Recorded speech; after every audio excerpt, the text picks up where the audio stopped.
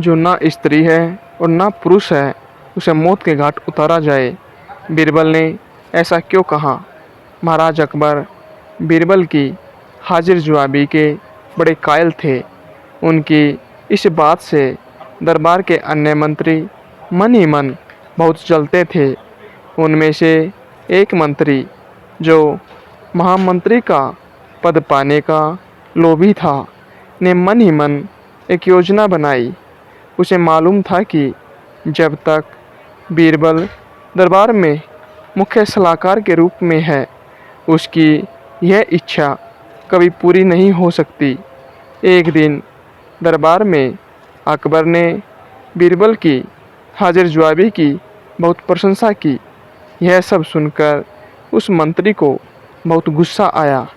उसने महाराज से कहा, यदि बीरबल मेरे 3 सवालों का उत्तर सही सही दे देता है तो मैं उसकी बुद्धिमत्ता को स्वीकार कर लूँगा, और यदि नहीं दे पाता तो इससे यह सिद्ध होता है कि वह महाराज का चापलूस है। अकबर को मालूम था कि बीरबल उसके सवालों का जवाब जरूर दे देगा, इसलिए उन्होंने उस मंत्री की बात स्वीकार कर ली। उस मंत्री ने बीरबल के सामने 3 सवाल रखे। नंबर 1, आकाश में कितने तारे हैं? नंबर 2, धरती का केंद्र कहाँ है? नंबर 3, संसार में कितने स्त्री और कितने पुरुष हैं? अकबर ने बीरबल से इन सवालों के जवाब देने के लिए कहा और शर्त रखी कि यदि वह इनका उत्तर नहीं जानता है तो मुख्य सलाहकार का पद छोड़ने के लिए तैयार रहे।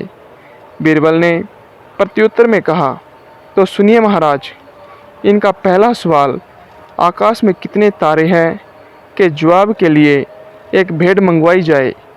कुछ देर बाद भेड़ दरबार में ला दी जाती है। बीरबल सवाल पूछने वाले अपने साथी मंत्री की तरफ मुस्कुराते हुए कहते हैं, इस भेड़ के शरीर पर जितने बाल हैं, आकाश में उतने ही तारे हैं। गिनकर तसल्ली कर लीजिए मेरे दोस्त। अब इनका दूसरा सवाल, धरती का केंद्र कहाँ है, इसके जवाब के लिए बीरबल ने ज़मीन पर कुछ लकीरें खींची और कुछ हिसाब लगाया। फिर एक लोहे की छड़ मंगवाई और उसे एक जगह गाड़ दिया।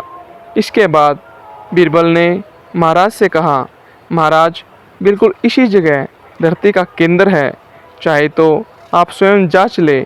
महाराज बोले, ठीक है, अब तीसरे सवाल के बारे में कहो। महाराज, तीसरे सवाल का जवाब थोड़ा मुश्किल है, क्योंकि इस दुनिया में कुछ लोग ऐसे हैं जो ना तो स्त्री की श्रेणी में आते हैं और ना ही पुरुषों की श्रेणी में। उनमें से कुछ लोग तो हमारे दरबार में भी मौजूद हैं, जैसे कि ये मंत्री जी। महाराज, यदि आप इनको मौत के घाट उतरवा दें तो मैं स्त्री पुरुष की सही सही संख्या बता सकता हूँ। अब मंत्री जी सवालों का जवाब छोड़कर थर थर काँपने लगे और महाराज से बोले, महाराज, बस बस, मुझे मेरे सवालों का जवाब मिल गया। मैं बीरबल की बुद्धिमानी को मान गया हूँ। महाराज हमेशा की तरह बीरबल की तरफ पीठ करके हंसने लगे और इसी बीच वह मंत्री दरबार से खिसक लिया।